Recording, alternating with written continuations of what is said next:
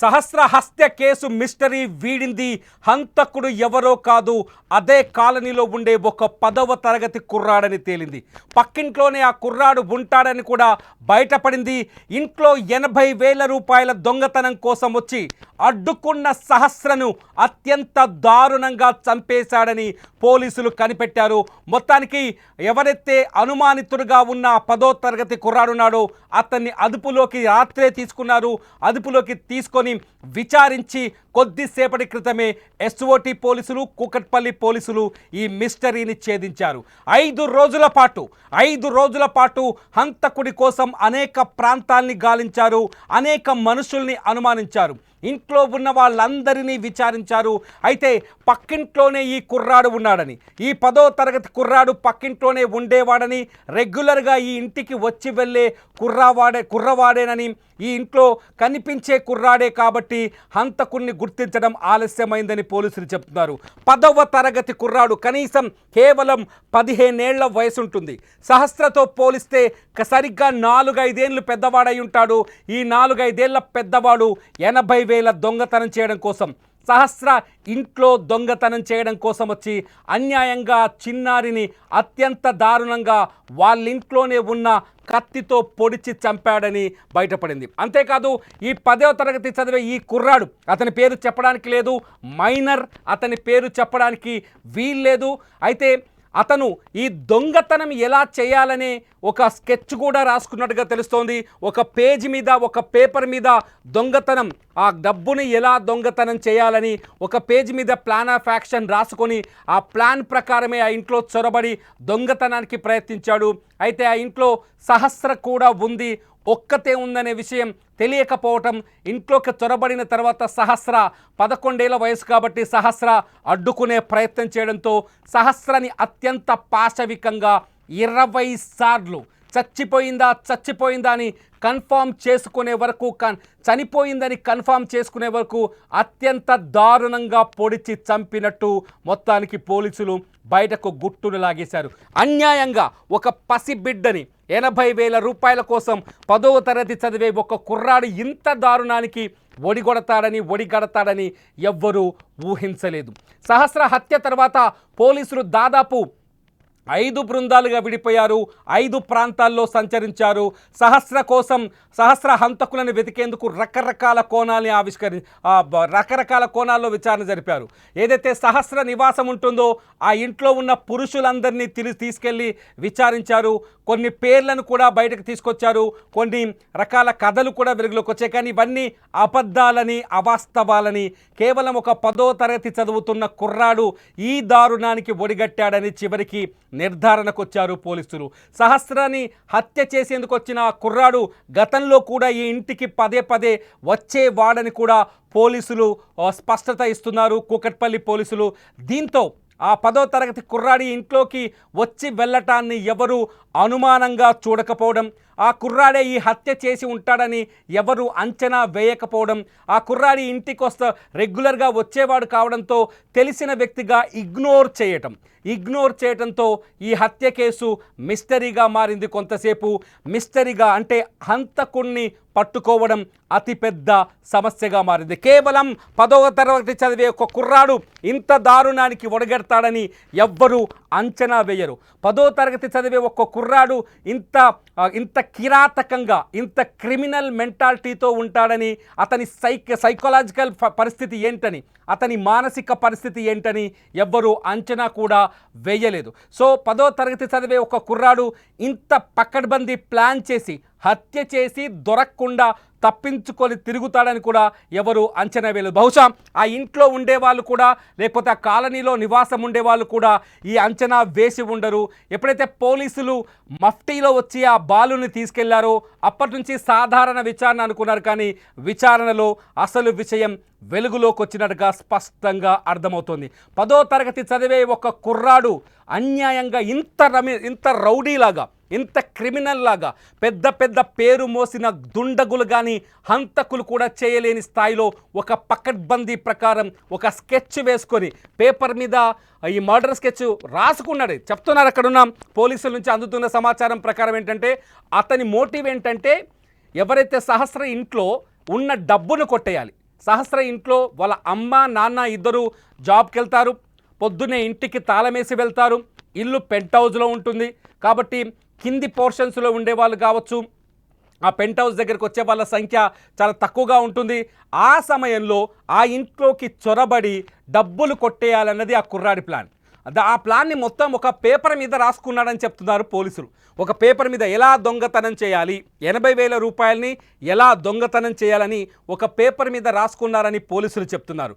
ఆ పేపర్ మీద రాసుకున్న తర్వాత అనుకున్నట్టుగానే ఆ పేపర్ మీద తను పెట్టుకున్న ప్లాన్ ప్రకారమే దొంగతనం కోసం ఆ ఇంట్లోకి వచ్చాడు.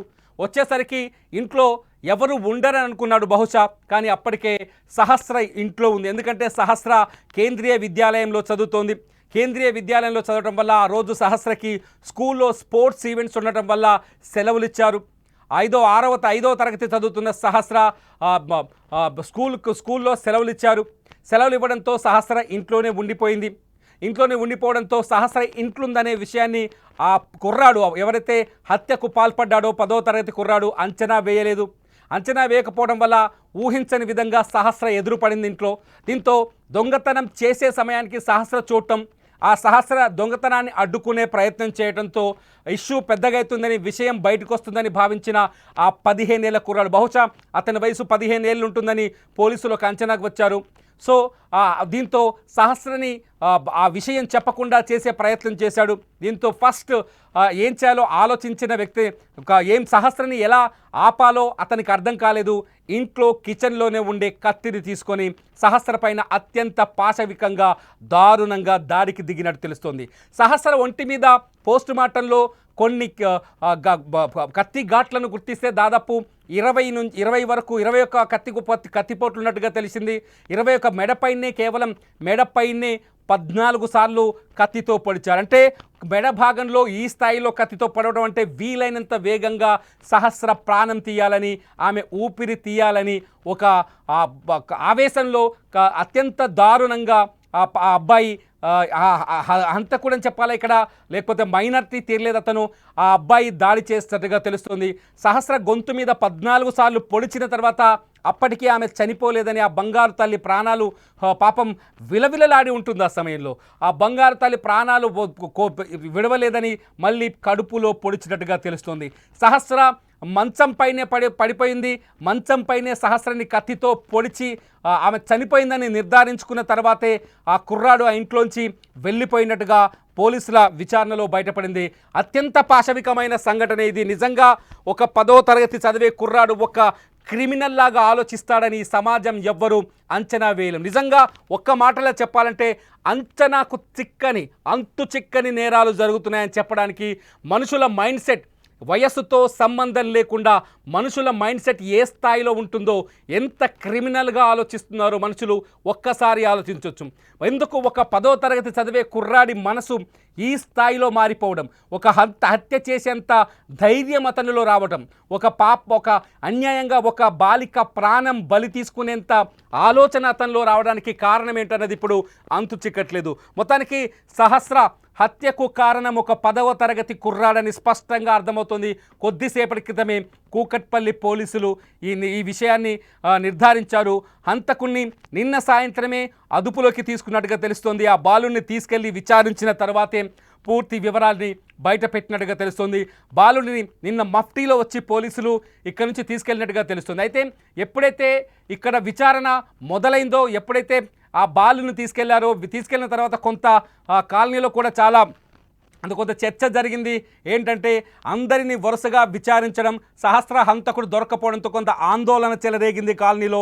నిన్న సహస్ర హంతకులు పైన ఎవరి ఇష్టం వచ్చిన వాదనలు వాళ్ళు చేయటం, కొంత ఎవరిని పడితే వాళ్ళని అనుమానించడంతో కొంత ఆందోళన కూడా కలిగింది. కానీ ఒక 10వ తరగతి కూడా నిజంగా ఒక హత్య చేయడానికి ఏదో ఒక రీజన్ ఉంటుంది. ఈ సహస్ర మర్డర్ని మనం చూస్తే 20 సార్లు కత్తితో ఆమె పైన దాడి చేయడంతో మనం అనుకున్నాం ఇది ఖచ్చితంగా కుట్రపూరితమైన మర్డర్ అయి ఉంటుందని చాలామంది ఎక్స్పెక్ట్ చేశారు. పోలీసులు అదే చెప్పారు. మనం కూడా గతంలో జరిగిన ఇన్సిడెంట్స్ ఆధారంగా చూస్తే చాలా కుట్రపూరితంగా కఠినమైన, అంటే ఒక పగతో రగిలిపోయే వ్యక్తులు మాత్రమే ఇటువంటి హత్యలు చేస్తారు. కాబట్టి సహస్రని చంపిన వాళ్ళ వెనుక ఏదో పెద్ద మోటివ్ ఉందని అందరూ అంచనా వేశారు. సహస్రని చంపడానికి ఖచ్చితంగా పాత కక్షలో పాత పగలో అయ్యి ఉంటాయని కూడా అంచనాలు వేశారు. ఈ నేపథ్యంలోనే సహస్ర కుటుంబ సభ్యుల నుంచి కూడా వీలైనంత ఎక్కువ సమాచారాన్ని తీసుకునేందుకు పోలీసులు ప్రయత్నించారు. 2-3 సార్లు వాళ్ళని స్టేషన్కి పిలిచి వాళ్ళ దగ్గరున్న అనుమానాలు కావచ్చు, వాళ్ళకి కలిగిన అనుమానాలు కావచ్చు, వాళ్ళకి గతంలో ఉన్న విభేదాలు లేకపోతే పాత శత్రువులు కావచ్చు, వీళ్ళందరికీ సంబంధించిన సమాచారాన్ని కూడా తీసుకునే ప్రయత్నం చేశారు. ఆ తర్వాత సహస్ర తల్లిదండ్రిని కూడా విచారించారు. తల్లిదండ్రుల దగ్గర నుంచి కూడా వీలైనంత ఎక్కువ సమాచారం తీసుకునే ప్రయత్నం చేశారు. అంతేకాదు సహస్ర హత్యకు గురైన ఇల్లుంది కదా, ఆ ఇంట్లో ఉండే మనుషులని పురుషులను కూడా తీసుకెళ్లారు. కొందరు పేర్లను కూడా కొంత అనుమానించారు. ఒక దశలో కొంత అనుమానించారు. ఆ తర్వాత వారిని విచారించిన తర్వాత ఎటువంటి అనుమానాలు లేవని వాళ్ళని వదిలేశారు. అంటే సాధారణంగా ఆడపిల్లలు ఉన్న వాళ్ళు కానీ తల్లిదండ్రులు కానీ పిల్లలు కలిగిన వ్యక్తులు ఎవరు ఇటువంటి దారుణానికి పాల్పడరు.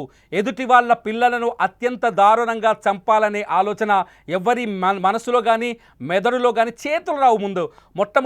ముందస్తుగా మొదట చంపాలనే ఆలోచన రాదు, దానికి చేతులు కూడా రావు.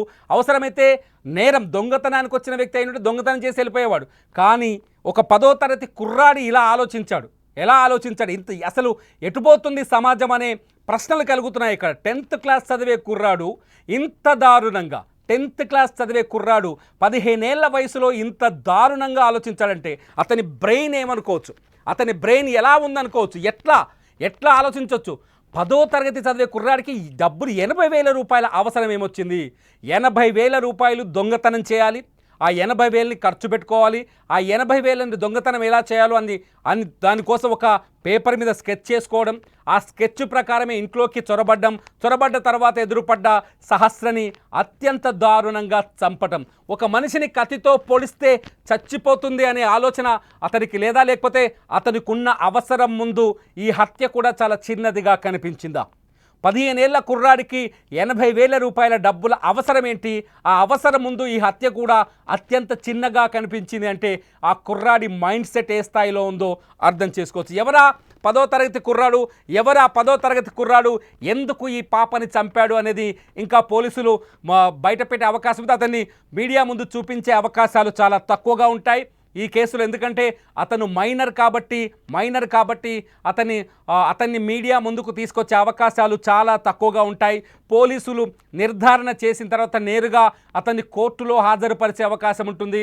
అతని కోర్టులో కూడా అత్యంత సీక్రెట్గా విచారించే అవకాశం కనిపిస్తుంది. అంతేకాదు అతను ఇంత దారుణానికి ఒడిగట్టడానికి కారణాలు ఏంటనేది కూడా విచారించే అవకాశం కనిపిస్తుంది. కానీ మొత్తానికి ఆ సహస్ర తల్లిదండ్రులకు తీరని దుఃఖాన్ని మిగిల్చాడు ఆ 10వ తరగతి కుర్రాడు. సహస్రని ఎంతో అల్లారు ముద్దుగా ప్రేమగా పెంచుకున్నారు సహస్ర తల్లి రేణుక, తండ్రి కృష్ణ. వాళ్ళు ఎంతో ఇష్టంగా కష్టపడి వాళ్ళ మదర్ మాట్లాడుతుంటే మనకు అనిపిస్తుంది, నా కూతురు కోసం రూపాయి పోగేసి నేను గవర్నమెంట్ దగ్గర కొన్ని పోస్ట్ ఆఫీస్లో పాలసీలు కడుతున్నాను, నా బంగారు తల్లిని చాలా కాలికి మట్టంటకుండా పెంచాలనుకున్నాను అని ఎంతో బాధతో ఆమె చెబుతున్న మాటలు వింటుంటే కళ్ళలోంచి అసలు గుండె రగిలిపోతుంది, గుండెలోంచి దుఃఖం పొంగుకొస్తుంది. ఆ తల్లి మాటలు విన్న తర్వాత ఆ తల్లి ఆక్రందన చూడొచ్చు, సహస్ర మృతదేహాన్ని చూసి ఆ తల్లి ఏడ్చిన తీరు చూడొచ్చు. కానీ ఇక్కడ చాలా భయపడాల్సిన విషయం ఏంటంటే, ఇక్కడ భయపడాల్సిన విషయం చాలా పెద్దది ఉంది. ఎందుకంటే పిల్లలే ఇక్కడ హత్యకు గురైంది కూడా ఒక అమాయకమైన బాలిక. హత్య చేసింది 15 ఏళ్లలోపు ఉన్న ఒక బాలుడు. అతను మైనర్ కాబట్టి అతని పేరు చెప్పడానికి లేదు. మైనర్ కాబట్టి 10th క్లాస్ స్టూడెంట్ కాబట్టి అతని ఫోటో చూపించడానికి, అతని వివరాలు పూర్తి స్థాయిలో చెప్పడానికి వీలు లేదు. చట్టం దానికి అంగీకరించరు. కానీ ఆ తల్లి ఏడుస్తుంటే వాళ్ళ అమ్మ ఏడుస్తున్నట్టుగా ఆ హత్య చేసిన కుర్రాడికి కనిపించలేదా? రేణుక తన కూతురు కోసం బోరున విలపిస్తుంటే ఆ బాధ ఆ హత్య చేసిన కుర్రాడికి కనిపించలేదా? వాళ్ళ అమ్మ రేణుక ఒకే వయసులో ఉండి ఉంటారు. అటు ఇటు రమారమి. ఈ రేణుక ఎవరైతే ఈ సహస్ర తల్లి రేణుక ఉందో, ఆ రేణుక అట్లాగే హత్య చేసినట్టుగా చెబుతున్న ఆ కుర్రాడి తల్లి ఒకే వయసులో, ఒకే స్థాయిలో, ఒకే ఏజ్లో ఉండుంటారు. ఈ అమ్మ ఎంతో ఆ అమ్మ కూడా అంతే. ఈ అమ్మకు ఎంత దుఃఖం కలుగుతుందో ఆ అమ్మకు కూడా అంతే దుఃఖం కలుగుతుంది. ఈ అమ్మ ఏడుస్తుంటే తన తల్లి ఏడ్చినట్టుగా కుర్రాడు భావించలేదా? అన్యాయంగా తనకంటే కేవలం 3-4 ఏళ్ల వయసు తక్కువ ఉన్న చిన్నారిని చంపాలన్న ఆలోచన తనకి ఎందుకు వచ్చింది? మొదటి నుంచి ఇక్కడ మనం అనుకుంటున్నాం హంతకుడు ఎక్కడో లేదు, ఆ పరిసర ప్రాంతాల్లోనే ఉంటాడని. ఎందుకంటే ఆ బిల్డింగ్లో కూడా ఉండొచ్చు అనే అంచనాలు మొదటి నుంచి ఎందుకు వచ్చాయి? ఎందుకంటే పోలీస్ జాగిలం ఆ బిల్డింగ్ని దాటి 100 మీటర్లు పరిధిని దాటి ఎక్కడికి వెళ్ళలేదు. Reason number 1. Reason number 2 police జాగిలంతో పాటు అక్కడున్న సీసీ కెమెరాల్లో కూడా ఏ హంతకుడు ఏ వ్యక్తి అనుమానాస్పదంగా కనిపించలేదు. కొంత వాళ్ళ ఫాదర్ ఉదయం చెప్పారు, కొంత సీసీ కెమెరాల్ని మరింత లోతుగా పరిశీలించాలి, ఒక వ్యక్తి గేటు లోపలికి వెళ్ళి బయటకు వస్తున్నట్టుగా అనుమానాలు కలిగాయని వాళ్ళ తండ్రి చెప్పాడు. తండ్రి చెప్పిన నేపథ్యంలో అనుమానాలు కలిగించే విధంగా కొంత విచారణ జరిపించాలన్న ఫాదర్ కోరారు సహస్ర తండ్రి. అయితే సీసీ కెమెరాల్లో కూడా ఈ బాలుడికి సంబంధించిన ఎటువంటి దృశ్యాలు పూర్తిగా దొరకలేదని, తర్వాత పరిశీలనలో సీసీ కెమెరాలో ఉన్న విజువలే కూడా ఒక కారణమని చెప్తున్నారు. సీసీ కెమెరాలో కనిపించిన ఆ విజువల్ ఆధారంగానే ఈ కేసుని ఛేదించారని చెప్తున్నారు. ఏది ఏమైనా సహస్ర హంతకుడైతే దొరికాడు. 5 రోజులుగా అటు పోలీసులని తిప్పలు పెట్టిన ఈ హంతకుడు సహస్ర తల్లిదండ్రులకు తీరని దుఃఖాన్ని మిగిల్చిన ఈ హంతకుడు దొరికాడు. 10వ తరగతి చదువుతున్న ఒక కుర్రాడు 80,000 కోసం చేసిన చోరీలో అన్యాయంగా బంగారు తల్లి సహస్ర బలైపోయింది.